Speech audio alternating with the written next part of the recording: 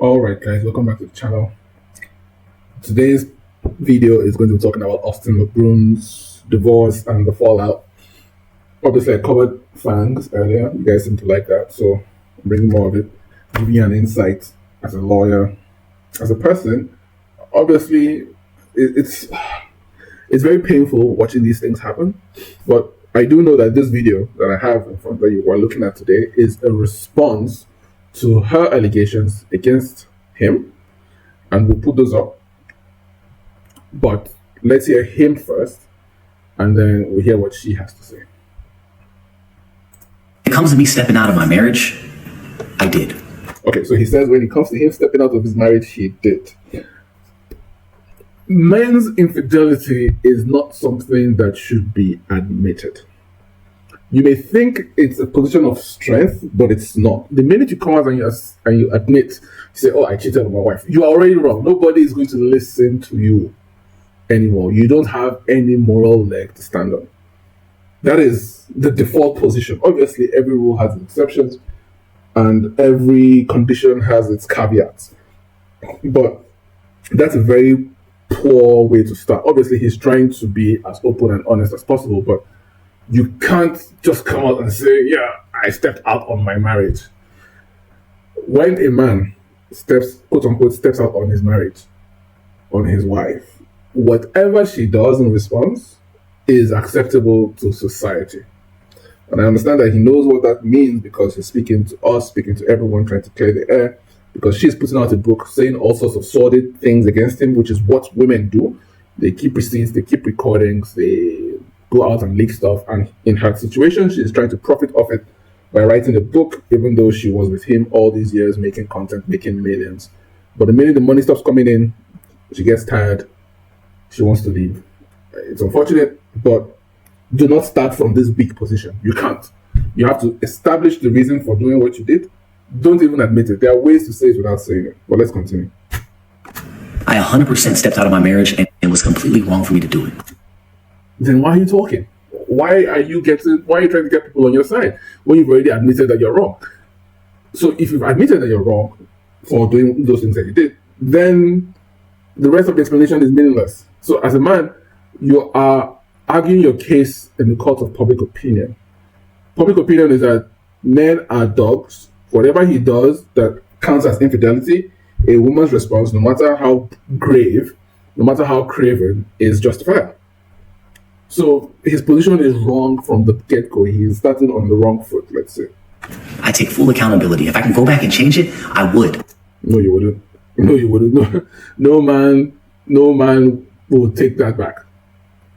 So you can see why it's a little bit disingenuous. But let's continue. And I'm sorry for that. I truly am. Her acting like she had no idea what was going on, that is a complete lie.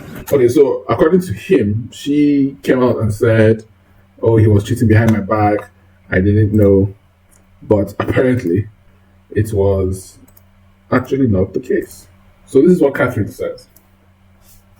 She says, "It wasn't just the betrayal. It was the realization that I had been living inside a lie." And if you go through the McBroom's, they had a family channel, just all fun, rainbows and sunshines. And you don't see any of that. Obviously, it's a facade for social media. But if a woman stays with a man for 5, 6, 7, 8, 9, 10 years, you have all these cars, you have all these houses, you're living in Calabasas, the richest area of Hollywood, Beverly Hills, whatever it is, you cannot turn around and say you're living in a lie, because you're living every woman's dream. Every woman's dream is to generally have a husband, be provided for, have all this money. So to abandon that, to break all that, and turn around to throw flames on it, to throw gasoline on it. Why don't women just, okay, you're unhappy in the marriage, just leave. You leave the marriage and you move on with your life. But what women like to do today is to turn around, write books, go on podcasts. We're looking at Kristen Cavallari. Kristen turns around and says, "Oh yeah, my marriage this, my marriage that." Shaq's wife, same thing. They all turn around to tarnish the man. Rick Ross's baby mama, same thing. There are too many examples of women. If you don't like the person you're married to, leave the person, but at least have the grace, have the decency to just move on forever. Now Austin has to come out and start making statements, has to start saying things on YouTube or Twitter or wherever he is. And they have children in the middle of this. But that's women. Do they care about children? No. How do I know women don't care about children? Abortion kills children. Most women support abortion. End of discussion. So let's look at an excerpt from her book. And you will all forgive me for reading a book written by a woman. But we have to do it for the sake of context. The essence of why it resonates with people in the first place. Too far from what had once been genuine between us. Yes, so much of YouTube had been for clicks, for views, for spectacle, but the love we built our family on, that had been real, okay? And that's what they wanted. That's what they had always wanted. Not Austin waving to them alone, not him standing apart like another famous influencer, but us. That's what I wanted to. My heart felt heavy as I watched my husband, but I did what I did best. I masked it. When the song finished, he made the rounds of schmoozing with people who fed his ego until it was time to go home. Wow. This is a woman who has said that she loves her husband until death. And this is the kind of thing she's turned around to write against him. She always felt like this. Let me tell you something, guys. Women don't like you. It doesn't matter whether they beg you to marry them. It doesn't matter whether you beg them to marry you. It doesn't matter the situation. They do not like you. They are envious of you. All women are envious of all men because they see the divine in us. They see the God in us. And they, as the devil, are envious of that. Satan was envious of man. Satan was envious of God. Satan wants to be like God. So women want to be like men. That's why lesbians dress like 12-year-old boys, because 12-year-old boys are becoming men. It is just natural. The world is divided into two, black and white, yin and yang. Men are God, women are Satan. Men are good, women are evil. How do you have this statement here? When the song finished, he made the rounds of schmoozing with people who fed his ego until it was time to go home. How does she know that his ego is being fed by these people he's hosting at his home? He invited all these people to come to his house. He's being a gracious host, and he is going to greet them, schmoozing with people, thanking them for coming, and she is saying that it's feeding his ego.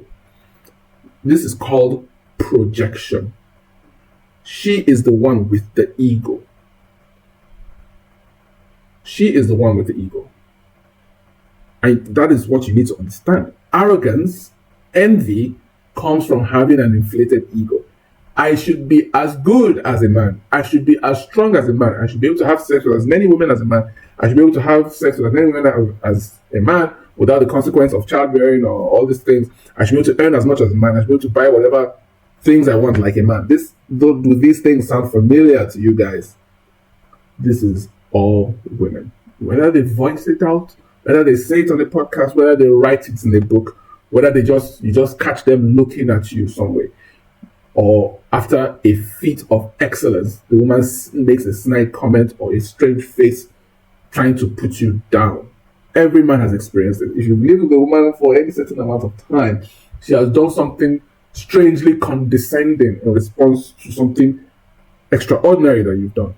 This is guaranteed. No man can lie to me and say that hasn't happened. This is the direct envy of women. Let's continue. I didn't say anything to him that night. I should have. I should have grabbed his hand in the locker room and asked, "Why don't you want me beside you?" But I didn't. Instead, I filed it away, buried the pain. In that moment, though, I felt a subtle shift, the beginning of the end. And just a few months later, everything came crashing down. For real, I found out Austin had been cheating on me. Not a suspicion, not a rumor, proof.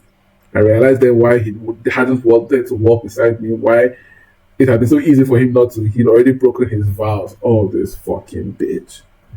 He'd already been gone from me longer than I had known. A close family member of his admitted to me that he'd invited the girl to that very Staples Center event the same night I convinced myself I was being selfish for letting him have his moment.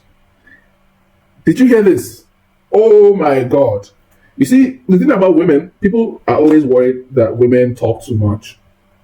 Like you see women talking on podcasts, like we saw Meghan Markle, and people are wondering who is selling women podcast equipment, who teaches women how to use podcast equipment. One, it's men. Two, it's men. But the beauty And the bright side of women having podcasts talking this much is so that you, men who don't listen, have the opportunity to listen, so that those little things that women do, those looks they give you, those snide comments they make, that you don't truly understand. You don't understand why a woman will make such a condescending comment to you or such a condescending expression on her face when you can tell she's bringing you down without actually saying anything. Those feelings, those little moments, it could be your mother, it could be your sister, your elder sister, your younger sister, your wife, your girlfriend, your all these women, they do the same thing. And Catherine McBroom, because that's what I'm going to call her, because that is her name, Catherine McBroom just told you the root of all this. Listen to this phrase very well. First, she has said that she has proof, and her proof is that a family member told her. How is that proof? That's not proof. You just that's literally hearsay. We don't need to go over the definition of hearsay, but listen to this. A close family member of his admitted to me that he invited a girl to that very Staples Center event. That is not proof.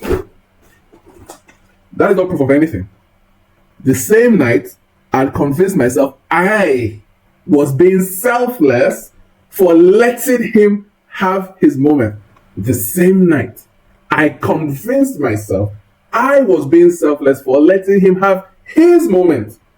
Austin McBroom had a moment that belonged to him, that was a product of his hard work, a product of his creation in the Staples Center. And she believes that the moment is hers, and she felt selfless when she let him have his own moment. That is women for you guys. Honestly, this video can end here. I can end this video here because this is what women think like. This is how women think. A man's creation is hers to allow you, to let you do what you want with. A moment that was about your husband, you made it about yourself. And therefore, because you let him, you feel like you are selfless. The arrogance that women are capable of is unfathomable. You cannot begin to comprehend it. People say, oh, why don't men understand women? Because you can't. You cannot. Their level of arrogance, their level of self-entitlement, their level of self-delusion, soliloquy, not soliloquy, what's the word? Sophism? There are many words people use to describe these things, but the degree and the extent to which women are capable of it is not comprehensible by human senses. You cannot comprehend it. You cannot understand women and love them. That's Coach Greg. And trying will run you mad. But this is insane. We'll go back to Austin, then we'll finish the rest of our stupid excerpt. But this is insane for this woman to say. Let's continue listening to Austin. Catherine knew what I was dealing with for a very long time. I would come to her and I would voice how I feel about how I felt like I was getting no affection from her. There was a year period where we had no sex. Okay, very important aspect of marriage. Most marriages, young men, listen to me.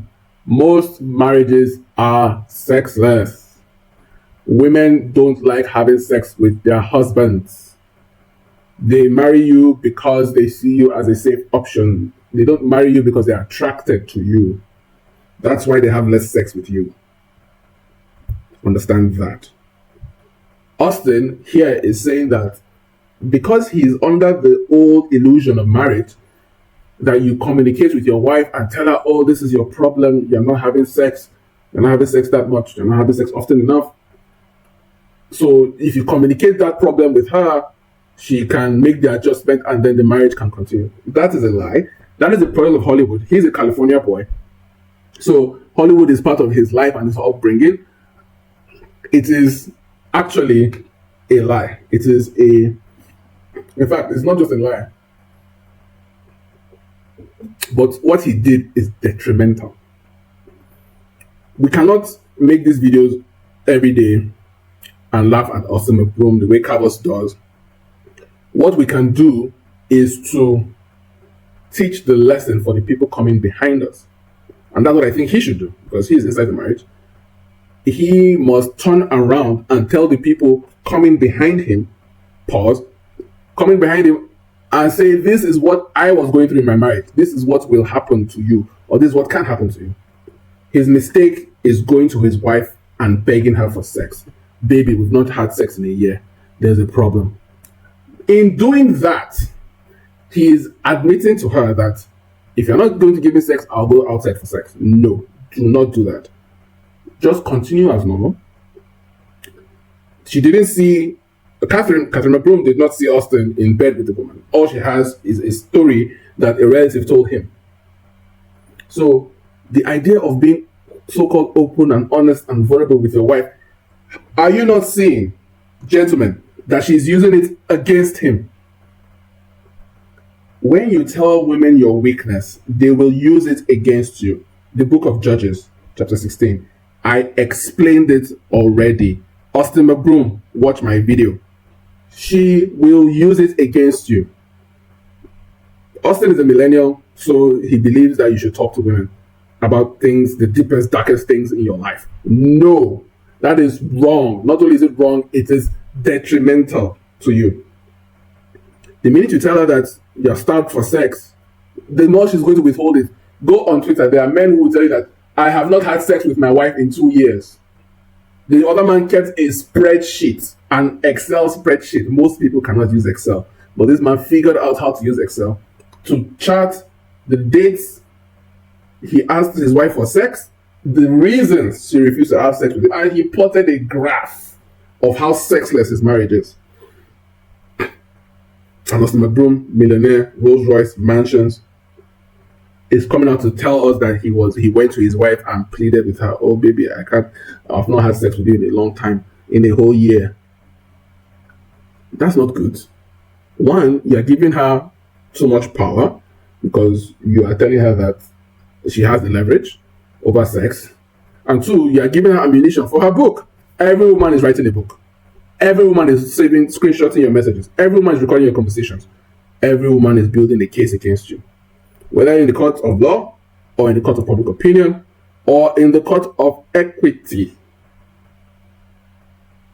So please, learn this lesson. Do not tell a woman your problems.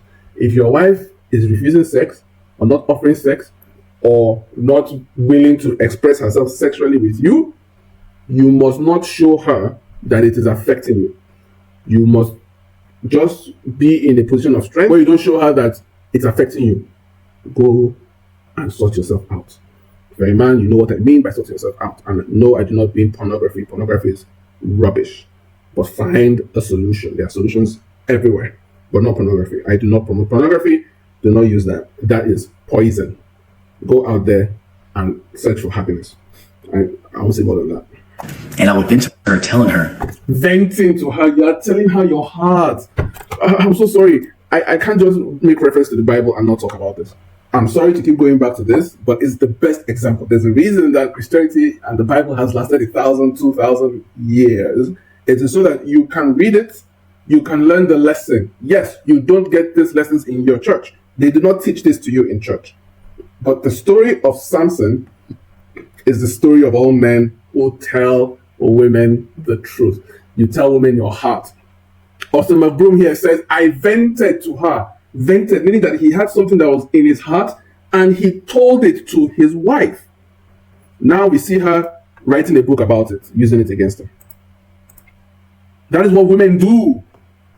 Using it against you. Say, oh, Jogram Sama, Onikage Sama, you are talking about a woman using information from your heart against you. Well, in a book called Judges, chapter 16, this is Samson and Delilah. Obviously, in the previous video that I talked about this, the woman we looked at was Samson and his wife, who has no name. But this is Delilah. Listen. And she said unto him, how can you say I love you when your heart is not with me? You mocked me these 3 times, and you've not told me wherein your greatest strength lies. The woman wants to know the source of your knowledge. She wants to know the source of your income. She wants to know where you work, how you make your money, your bank account. She wants to know all these things because she desires to use them against you. Your pastor, your priest, nobody is going to teach you these things. Listen. And it came to pass. She pressed him. daily with her words. I've done this video before, but it's important to do it again. She pressed him daily with her words and urged him such that his soul was vexed unto death. And listen, most importantly, he told her all his heart. He vented to her because of the pressure of her telling him, pressing him. Here, he's trying to have sex with his wife, but his wife is rejecting him. So he is going to vent and say to his wife, I have not had sex with you. Help me. Help me. And he told her all his heart, Samson does. And he told her that a razor has not come upon his head, for I have been a Nazarite unto God from my mother's womb. If I be shaven, my head will go from me, and I shall become weak and be like any other man. Guys, as I said in the last video, I'll say it again, because with men you must repeat until they experience. Then the things they experience, they never have to repeat unless they forget, then they must experience it again. Listen to this part one more time, guys.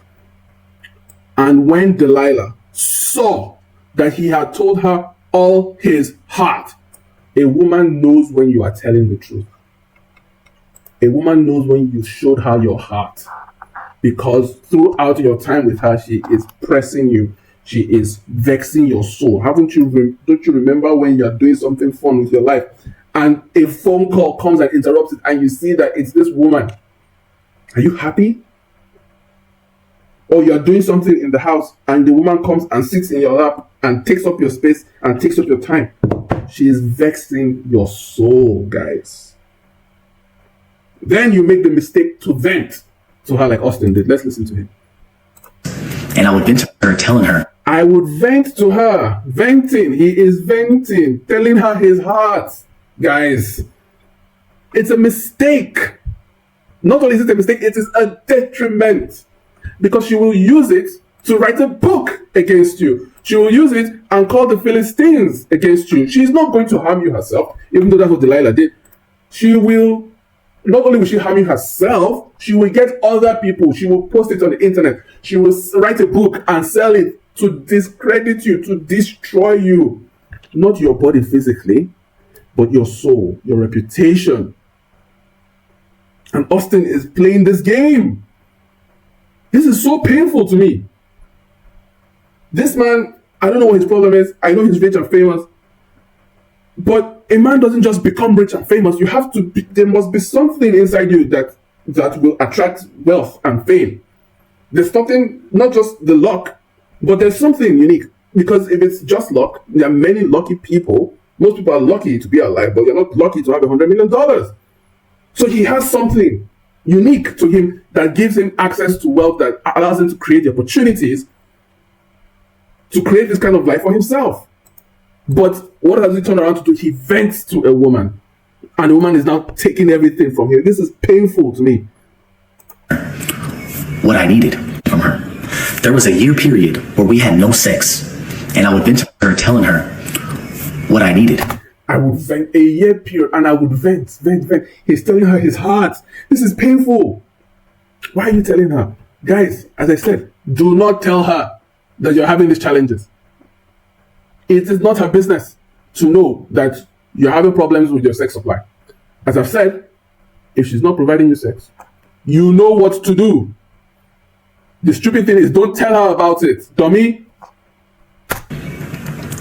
And her exact words verbatim on my kids, she said, just don't make me look dumb. Don't. Okay, so what he's saying is that he has vented to her that he's not having enough sex. So she says, well, don't make me look stupid. I'm comfortable here being Catherine McBroom, having access to all these millions for now, and go and do whatever you do. That's the way he takes those words, because women are capable of switching their language whenever they feel like it. Well, that's not what I meant. I didn't say you should go and have sex with all these girls, but that's what it means to any reasonable person, no problem. Don't make me look stupid. I'm comfortable as Austin McBroom's wife, with the money, with the cars, with the mansions, living in the Hamptons, having these fashion, makeup businesses that uses my husband's brand, get the money from YouTube channels, promote things on Instagram, easy money, no problem. But Don't embarrass me. But this conversation, do you have it recorded? Is it not your word against her? Is it not your word against her? If she comes out and denies what you've said, Mr. McBroom, I know you said what you're saying is on your kids, but if she comes out to deny you, to deny your comments, who do you think the public opinion will believe? She will come out, she can easily come out and say, what woman will tell her husband to be going else? I love my husband, I don't want my husband to be sleeping with other women. This is what happens when you talk to women. You do not talk with women, you talk with men. You talk with us. Women are not capable of talking, they're not capable of negotiation. Women only follow orders or disobey orders. You don't have a tete-a-tete, heart-to-heart conversation with women. Why don't men know this? I don't know what that means to you guys, but to me it sounds like, go do whatever you need to do. But that's not what she said. She can always come out and deny it. Haven't people forgotten how women talk? Women always talk with plausible deniability. So even if she admits that she said, don't make me look stupid. Even if she says that, she can still plausibly deny that this is what she meant. That's how women don't ever say yes to sex. They just say, kind of, maybe. Women always talk equivocally so that they can deny you at the right moment. Have we forgotten that? Austin McBroom knows women. He should know how they think and how they speak. Every man knows more about women than women. So falling for this, taking a woman at her word, can a woman give you her word and you take it? You can't. You cannot rely on a woman's word. In some cultures, if a woman gives testimony, she needs at least 4 men to corroborate what she said for her weight to have it, for her evidence to have any weight. That sounds like what is happening here. Because this is a conversation you have in your private bedroom. These are the most intimate conversations a man can have with a woman. And you're bringing it to the public space.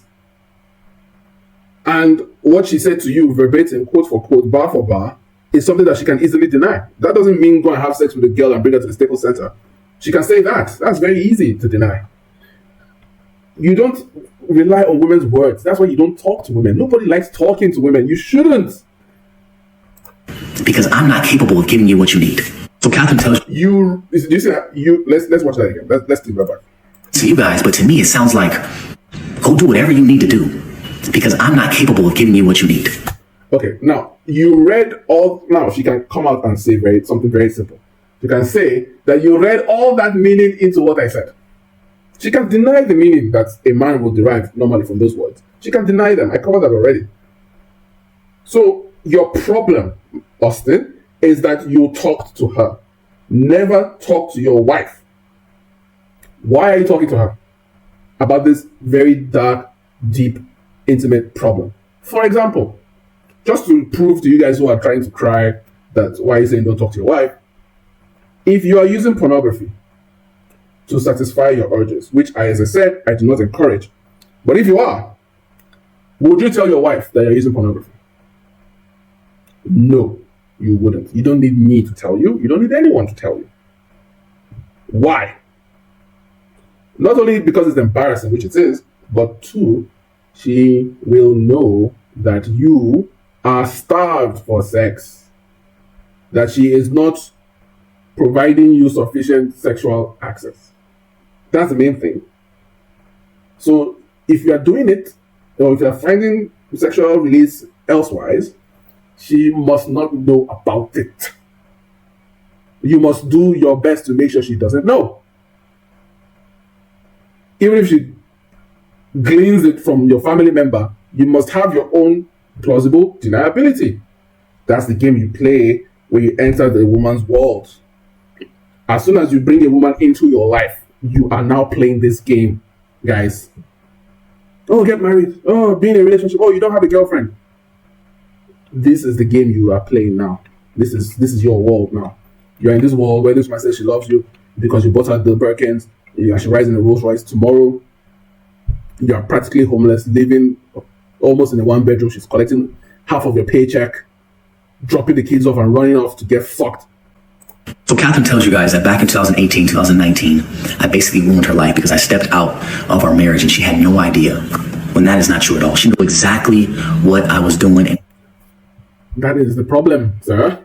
That is the problem. She's not supposed to know. And dummy, you're not supposed to tell her. Because now you have no moral or ethical leg to stand on. When I was doing it, so much to where she stayed with me another 5-6 years after that. For fuck's sake. Yes, of course she's going to stay 5-6 years after that. She's not going to abandon the Rolls Royce because you fucked some tart at the Staples Center. But she is building a case. She's building a stronger case. She's setting aside different things for her book that she's going to write 6 years later. She needs content, guys. She needs content for her book. That's why she stayed for the extra 6 years. We explained with Pearl. You saw the situation with Pearl. The divorce was 2025, but she had already processed it. She had already thought about it. She had already planned it. She'd already done everything that she needed to do before she finally brought it to file. Before she finally brought it to X to tell everyone. She said yes. She said it had been, and for fuck's sake, she grieved her marriage for years before the divorce. She grieved the end of the marriage.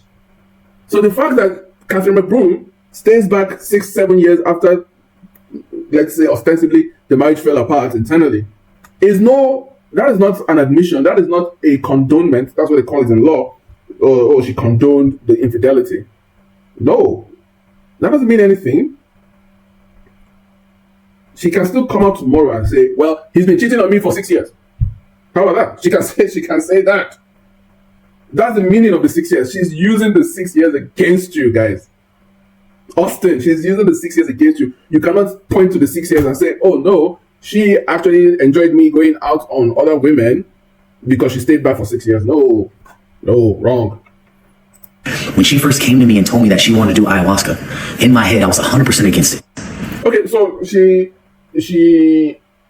is now trying to take drugs and you're against it. Okay. Something that I do not believe in. I believe in God. But because I'm such a supporting husband, I wanted to support her as much as I could. And so I let her seek that journey. Okay. So, as I said, this is what happens when you tell your wife things. She now knows. So this is how it works. Normally, if a husband tells a wife, no, don't go out and take drugs with strangers in the wilderness, as a man, you have the moral authority to make that command, and you have the moral authority to expect compliance with that command to your wife. But Austin has already compromised his position of authority by telling his wife that he's starved for sex, by admitting to his wife that he's going to be infidelity, right? So now she can come to him and say, yes, I want to go and do a bunch of drugs with a bunch of strangers and take these drugs, and only God knows what the strangers will do to me while I'm under the influence of these drugs. And because he has lost his moral authority, Austin has to concede. He has to support his wife. He's masking it as, oh yeah, I'm being a supportive husband for my wife who wants to take these drugs and get fucked by a bunch of strangers like Joe Rogan and all the other ayahuasca people. But for fuck's sake, you lost your leverage. You lost your standing to be able to tell your wife, no, you're not doing any fucking drugs. And that's what she did. Through her ayahuasca journey, she was telling me how one moment she felt like she's a psychic. The next moment she felt like she was a healer. The next moment she turned me into a mermaid. I was being as supportive as I could. For fuck's sake. So you are now married to a junkie. You are now married to a junkie, and you know, as I said, he already lost his moral standing. He cannot authoritatively command his wife because he's a slave to sex and needs sex. He has made that concession to her. So now she can come and tell him that, yes, I turned into a mermaid in the dreams I had while under the influence of psychedelic drugs. And he has to take it. He has to take that shit. He's being cucked in his own marriage by his own wife. Guys. Let's continue. The video is almost over. I cannot take much more of this. She even went as far as telling me that she was the reincarnated Virgin Mary. Okay. I get it.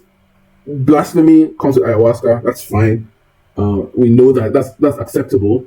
Like, no, not the blasphemy, but the fact that people think blasphemous things once they take ayahuasca. But as a man who believes in God, and your wife tells you that she's the incarnation of Virgin Mary, what is your next step? What do you do, Austin? Can you chastise your wife correctly? Do you have the capacity to chastise your wife? That's the question I have. You've invited this person into your life as your wife, and you know as a man that you have to lead this woman. As a man, you must be a leader. It's a must. You must be a leader. But then you've conceded, you've compromised, you've acquiesced your position as leader by confiding in her, by venting to her, by sharing your deepest, darkest problems with her. So now she knows that her marriage has no leader. So she can come and tell you that she's doing ayahuasca. She can come and tell you that she turned into a mermaid. And you must sit there and think, oh, wow, yes, it's true. I was a mermaid. I was flapping around in the sea. You're a man, and your wife is telling you that she turned you into a mermaid with her psychic abilities that she learned during ayahuasca. And you take it, Austin. No, Austin. No. That is wrong. That is incorrect. That is detrimental.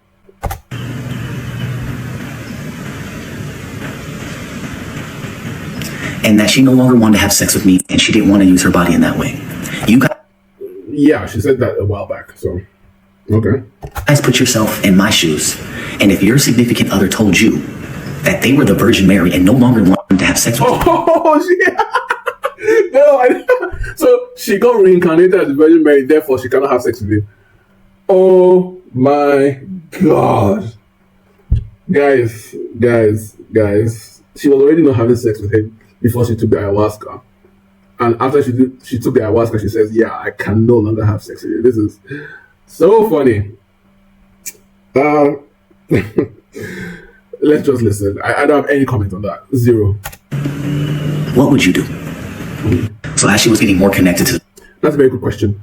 Let's listen to the question again. Virgin Mary and no longer wanted to have sex with you in that way. You guys put yourself in my shoes, and if your significant other told you that they were the Virgin Mary and no longer wanted to have sex with you, what would you do? I like the question. My first problem is with the question. This is the problem. He says, if your significant other, why can't Austin McBroom use the gendered word wife? That is the first problem here. That is the first problem. The first problem is that millennials and Gen Z have forgotten what it means to be a man. I don't want to say we, but let's just say it. We don't even talk like men anymore. What man would spend 7 syllables to say wife?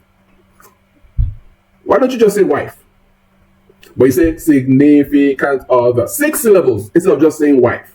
That is the first problem. So even the question he's inviting us to answer is riddled with problems. We are no longer men. We're not men anymore. We're not.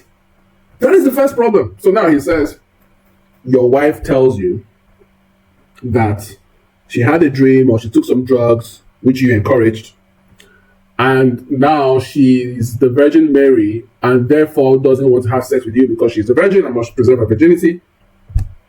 What would I do? I will do what I've been doing. Which is what you've been doing. Austin, that is what you've been doing. So you continue as normal. Because from your story, you said that she didn't have sex with you for a year. Then she took the drugs. Then she said she's a virgin. Now she doesn't want to have sex with you anymore. Or she is no longer having sex with you. Does that mean that between the year and the ayahuasca and the realization that she's a Virgin Mary, she did have sex with you? The story seems a little bit contradictory, so you have to iron it out. So that's one. Men need to be extremists. You need to take one position. You need to be able to say the word wife when asking the question. You need to be able to speak like a man to show that you are unequivocal. Men are unequivocal. Women are equivocal. That is how we talk. We speak directly. Our words have the natural ordained meaning. We call that the natural doctrine. Women's words are always open to interpretation. So that's why we have men who've written all these books talking about how women think, how they talk. We've written all these books about what women say and what they mean. We've made so many videos. We know this, that women's words mean nothing. They don't mean the air. They don't have as much meaning as the air which carries the sounds. When a woman writes, it doesn't have that much meaning because she has no meaning. So if your wife, Austin, tells you that she's not having sex with you because she's a virgin, you leave her. In your normal day-to-day life, even before you married your wife, if a woman tells you she's a virgin, will you have sex with her? No. You will go elsewhere. That is a simple answer to the question. Why are you asking this question and raising your eyebrows as if, as a man, you don't know what to do when your wife says she's not having sex with you? Every man knows what to do, but no man is going to come on the internet and tell everybody that this is what I'm going to do. Nobody's having that conversation. We all know what to do, and you know what to do. So why you pretend like we need to put ourselves in your shoes? No, we do not. Every man knows that if a woman is restricting his access to sex, he knows exactly what to do. This is not a mystery. So as she was getting more connected to the spiritual side, we started growing further apart. And it was really sad because our conversations were only about spirituality and I couldn't relate. And it got so bad to the point where she was doing it once a month. She became addicted.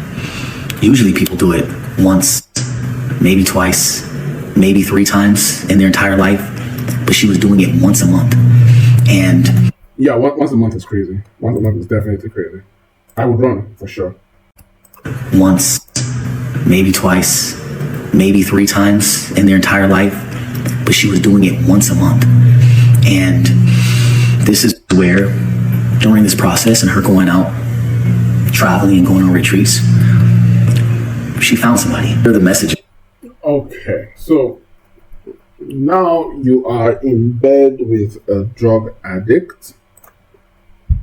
I don't know the ayahuasca craze, but Joe Rogan talks about it a lot, which is why I mentioned him.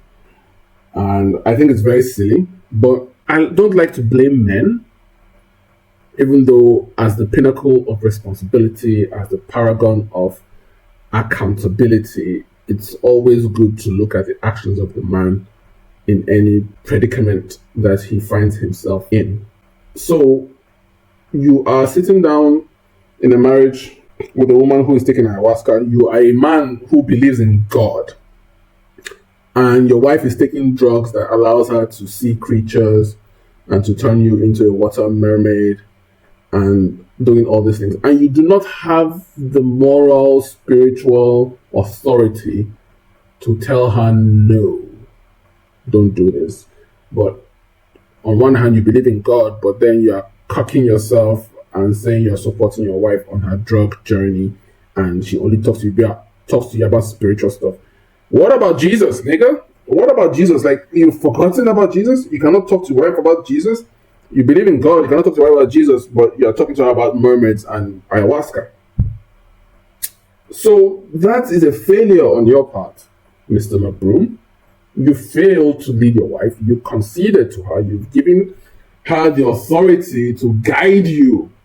You listened to her. You vented to her. You told her your problems. Now she doesn't see you as a leader. She sees you as a companion, maybe even a subordinate or an employee who takes care of her children when she wants to go out and do some more drugs once a month. And she found somebody. I think that's really the end of the story. Who cares? I mean, she found somebody. She's been doing that even before she, quote unquote, found somebody. At those drug parties, you're not there. So, what the fuck? Just that I came across, I didn't know what to think of it. And that's why I took her word and believed her, because I had no idea what the fuck this meant. What is this? 23. What is this? I can't see what this is. 23, 22. So this is timestamps. Cura backwards. Let's see. Catherine. Okay, Catherine. Cura. What type of language is that? And decided to leave her because I had no idea what the fuck this meant. What type of language is that? And decided to do the ayahuasca ceremonies and her hosting them at her house, in her home where my kids lay their head. Okay, you conceded to that because you supported her. If you did not support it, you should have rejected it at the first instance. So let's continue. Man, he's crying. That's not good. That's not good. Crying. He wiped his tears just now. Oh, that's painful for me to see that because that means he's in a lot of pain. So I feel bad now for him, but not really. But I understand the pain because, once the best way to get to a man is through his children. That's why women, when they have your child, they know they've gotten you. They've taken your seed from you. They know that you love the child more than they do. All women know this. Every woman on the sound of this planet, on the sound of my voice, knows that the man loves the child more than her. Every single woman knows this. So now she's doing the drugs in the presence of the children. That's why he's crying. Because he loves his children and he does not want her exposing the children to this evil. But she doesn't care. All she cares about is herself. And I understand his pain. Options. Either I get full custody of the kids, or I spend more time with them to protect them. And I think you guys know what option I chose. Here is a photo of all of them in Catherine's house. Let's see which of them she's fucking. So you have these black guys, because that's what they usually do. So one of these women is Catherine, but there's more guys than women here. So you have 1, 2, 3, 4, 5, 6 unconscious women, all sitting down in submissive positions, right? So you have 6 women, 1, 2, 3, 4, 5, 6 women, and you have 1, 2, 3, 4, 5, 6, 7, 8, 9, 10, 11, 12, 13 guys and 6 women. These women are going to take drugs, they're going to be unconscious or subconscious, and you have this guy who will definitely take advantage, and many of these other guys here as well. So, Austin says she found somebody. No, she found 13 guys, bro. It's not just one guy. Experiencing the ayahuasca journey that they had together. And this boy right here is only 12 years old doing ayahuasca. Mind you, no one here is a professional. No one here has studied ayahuasca for years and years. I don't know if you guys know how dangerous that is, but all it takes is for one bad experience and it changes all of our lives. What he's trying to say is some kind of sexual situation, which I've been saying. Not just Catherine. Oh man, the tears, bro. Painful. Not just mine. For the children. But my kids. Yeah. And that's something I'll never fuck with. That, you guys seen that, how hands-on I am and how much they're with me. And I also believe that everything happens for a reason. Okay, that's a good conclusion. He's playing a good game, trying to say that she's a drug head. I guess that will work. That could work, but as I said, he had a very rocky, shaky foundation to make his claims. When you're trying to present evidence, you must lay a good foundation. You must, if you have information that is detrimental to you, avoid and understate these things. Don't come out with your weaknesses. Start with your strengths. If your weaknesses do come out, you already established your strength. That's what you call your foundation. It's like building a house on rocks instead of sand. You know what I mean? So his mistake was coming out to say, yeah, I cheated on my wife. Yes. What is the response to that? The response to that is, oh, she's taking ayahuasca because she's trying to heal the pain. She's sent you a thing called cure. So she's curing herself of the wounds that you inflicted on her by sleeping with some tart at the Staples Center. That is how that works. So Austin, you are wrong. You are wrong to tell everybody that you slept with somebody else. Don't do that. Never do that, guys. So guys, this message is really for the guys. Do not tell anybody that you are infidelity. Do not do that. You have lost your leverage. You have lost your standing. You've lost your position. You are venting the contents of your heart, and the women will use it against you. In terms of the legal battle of custody of the children, safety of the children, I mean, they'll put facts before the court that the court will listen to, and obviously the courts generally try to favor women. And he's made the good case of the lack of safety, that his wife is taking drugs, which may or may not be illegal. So that's a good way to shift the burden onto her. So, I mean, the legal stuff is a little bit boring, but the more important thing, guys, is the lessons you take from this. You cannot operate the way this guy is operating, where you vent to your wife, you confide in your wife or your girlfriend or somebody like that, and you say, oh, I have this problem, oh, I need sex, please give me sex, just a crumb of sex. Nah. You must project strength. If you're coming home late, it's because you're working. Even if you smell funny. If you always smell funny, get a good perfume that masks the smell that is funny. That's what I'll say. Don't cry to your wife that you need sex. Please, guys. Please. Unless you end up crying on Twitter, for fuck's sake. Anyway, guys, I hope that you guys pick out something to learn from this. Like and subscribe. Let us see the rest of this excerpt from our upcoming book. If I were him, I would file an injunction against the book coming out, like Trump did with Stormy Daniels. Big time. The fuck? So, proof. So, back to where we were. Proof. There's no proof. I'd seen her there. She was pretty, a hanger-on, standing just close enough to feel out of place, yet comfortable enough to belong. Do you see what I'm saying, guys? This is how women talk. Close enough to feel just out of place, yet comfortable enough to belong. Guys, those are like 13 words. Do they mean anything? No. Things women say mean nothing. As a man, it's your job to make sense of what she's saying, which is very little. That's why they're never happy. I noticed her in the way you catch on something that doesn't quite fit. A puzzle piece jammed into the wrong spot. I'd even wondered who invited her. Now I knew. It all made sense. The way he hadn't wanted me next to him, the shrug, the indifference, the way he treated me that night as if I were thrown inside. Yes, you've been denying him sex for the past 12 months. Okay? The distance that had been stretching between us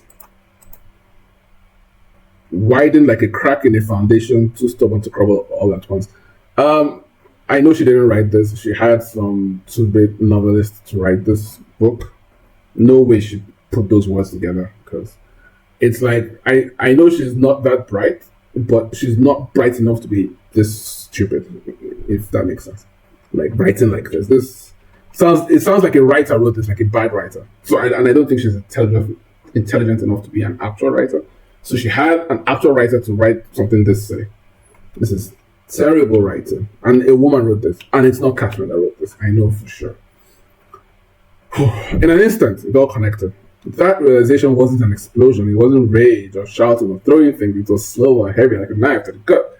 That didn't cut fast, but pressed in deeper and deeper.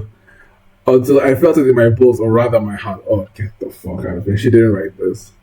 She got one of these like two-bit romance novels you find at the airport. She got one of those writers to write it. It wasn't just a betrayal, it was realization that I had been living inside our life, the one we had built, with camera angles and clickbait and perfectly timed edits. Oh my god.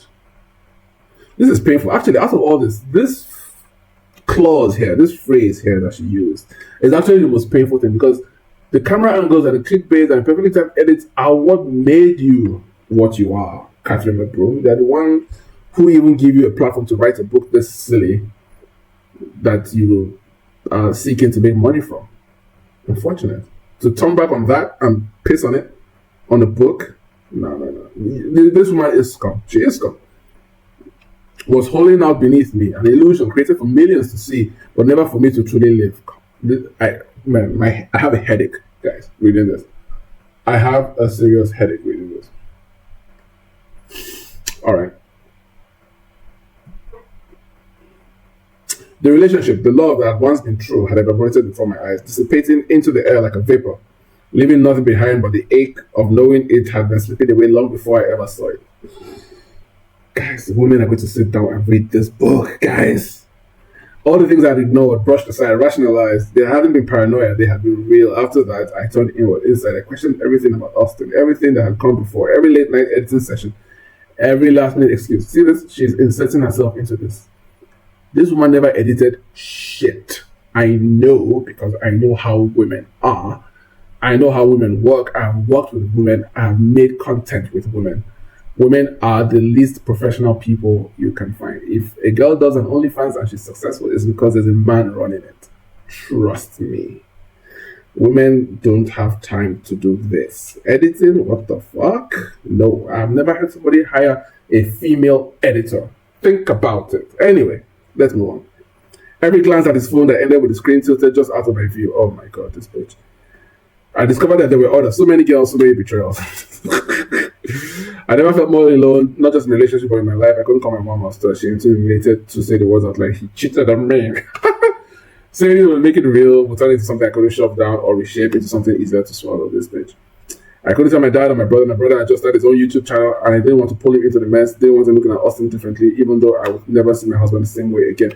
I was also newly pregnant with our third child, so I carried it alone. Listen to this. I was also newly pregnant with our third child. I like this, that's good.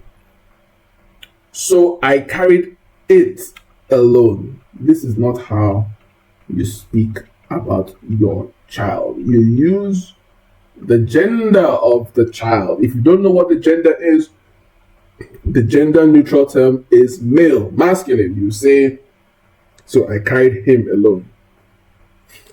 Oh, terrible. The weight of it, the ache of it, the thirst for something I didn't have, it all lived inside me. It sat on my chest heavy and unmoving, making it hard to breathe, hard to sleep, hard to think about anything else. I would file an injunction against this book coming out because it contains defamatory material against me. And we'll fight that. This book will fight it to the death, for sure. And then, with the custody, I guess he can figure it out by himself. But this book should not come out. I will destroy, the publisher. I'm going to sue the publisher. I'll sue everyone, including Catherine, because she's divulging private information. Like, you can't do that. It's privileged information. So, that being said, thank you so much, guys. If you want me to go into the details of how to stop this book coming out, let me know in the comments. I'll give a full breakdown on how we can do that. But that's not really the point of this video. The point of this video was to talk about how to talk as men. The first problem is that we don't know how to talk. That's the first problem. Women have been talking the whole time. So we are just learning how to talk. To recap, he laid a very poor foundation by admitting to his infidelity, meaning that he has no moral basis to stand on for the rest of this 5-minute clip. That is one. 2, he admits that he confides in his wife because of the lack of sexual access. You cannot do that, guys. Do not confide your wife anything, especially something that is detrimental to you. If you're going through something, talk about it with your brother. You have Landon McBroom, talk to him. You have your father, talk to him. You, as a man, you must only talk to a man about your problems. Not just any man, but a man you can trust. Because men, we speak unequivocally. We will tell you what is real. Our words create things. Our words create life.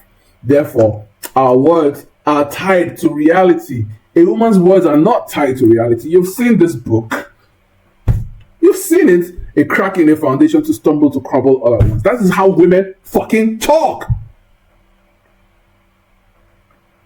So as a man, you must speak only to a man. Only. Those are the only people you're allowed to speak to. A man. You find an elder brother, a younger brother, it doesn't matter. As long as that person is a man, talk to him. Even if the person doesn't give you what they advise, the fact that you vented out to that man who can keep your information private, who would keep your information private and, will not use it against you, that is sufficient. You don't need to talk to your wife. You do not. Please. So, you made a second mistake by talking to your wife. Do not talk to your wife. Talk to a man, your brother, your father, your friend, somebody who is reasonable. Because women are not reasonable. Then, the third mistake is you supported her in her stupid drug-taking journey. She did it with your knowledge, with your consent, with your awareness, and you allowed it and supported it. Why would you do that? As a married man, as a man of God, as a man with children, your wife comes to you and says, I want to start taking hard drugs, hallucinogenic drugs, and you say yes. The reason you did that, Austin, is because you confided in your wife and you lost your leadership position, one. And now, to compensate for that, you are trying to let her have her way. No, you are still a leader. You must maintain your position as the leader of the relationship, as the leader of the marriage. This is a marriage, not a relationship. It is a marriage. You are the alpha and omega of the marriage. What you say goes. You cannot now relinquish your responsibility to a woman. Remember, guys, it's so simple. The word is woman. So she's a woman. That means she's not a man. Get it? So those are the three major mistakes that you made. Guys, don't make these mistakes. As I said, don't ever admit to infidelity. Ever. Do not confide in your wife. Whatever your problem is, do not confide in her. A woman should not know your problems. She should never know what your problems are. Don't tell her. Tell your friend, tell your brother, tell your father. Don't tell a woman your problems. Number 3, take control of your marriage. Don't let your wife do drugs. Never relinquish your leadership position, no matter what you've done in the past. Establish your authority, or try to establish it, by putting a foot down. She comes to you, says she wants to do drugs, she wants to do all this shit. Tell her no. Register your no. Don't allow it and say, yes, I'll support you in your drug-taking expenditure or your drug-taking enterprise. And then, when she's hanging out with 12 guys,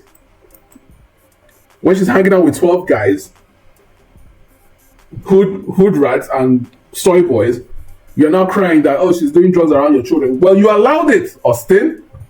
Don't allow it, please. So, say no to drugs. Say no to confiding in your wife. And say no to admitting to infidelity. Never do it, no matter what. Always talk. So, on the positive side, talk to a man. Your brother, your friend, your father. Don't talk to women. With that being said, leave a like, subscribe, guys. Thank you so much.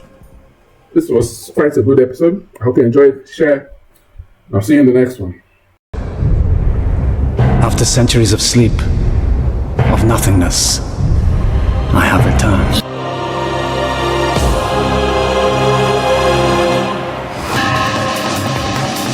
Something comes back to me. I was great once. Feared. Yes. Once I was strong. Powerful beyond measure, beyond imagining. So weak now, must find blood.